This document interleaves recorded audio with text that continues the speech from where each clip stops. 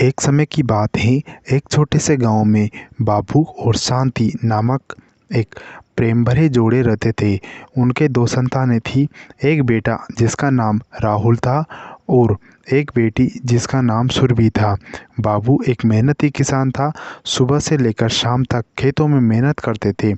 अपने परिवार की देखभाल करने के लिए शांति एक प्रेम भरी घरेलू महिला उसे अनवरत समर्थन प्रदान करती थी।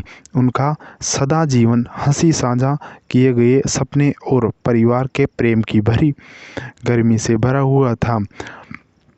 जब राहुल बड़े हो गए तो बाबू और शांति ने मिलकर कई चुनौतियों का सामना किया।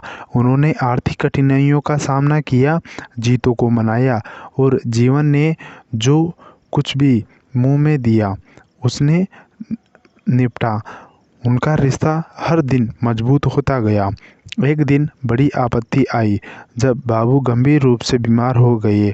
वह एक समय के सफल मनुष्य अब अपने बिस्तर से नहीं उठ सकते थे। शांति जो आंखों में आंसू लेकर अपने बीमार पति की देखभाल करने का कार्य संभालती रही, जबकि उनके बेटे की ज़रूरत पूरी होती रहती थी।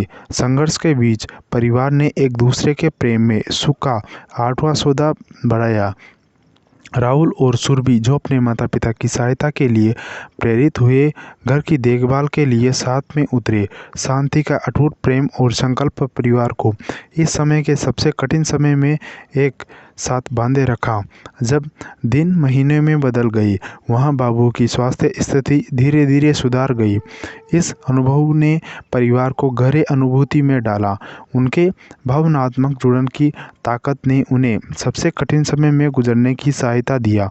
संघर्ष की चोटों, प्रेम, एकता और एक परिवार के दिल की अटूट बंधन की शक्ति की प्रमाणित हो गई और इस प्रकार उस छोटे से गांव में सुनहरे खेतों में और विनम्र निवास में बाबू, शांति, राहुल और सुरभि की भावनात्मक कहानी बढ़ती रही। प्रेम और फिर उनका परिवार आगे जाकर एक संपन्न परिवार हुआ। दोस्तों, कहानी से हमें प्रेरणा मिलती है कि हमेशा कठिन समय में अपने परिवार के साथ खड़ा रहना चाहिए।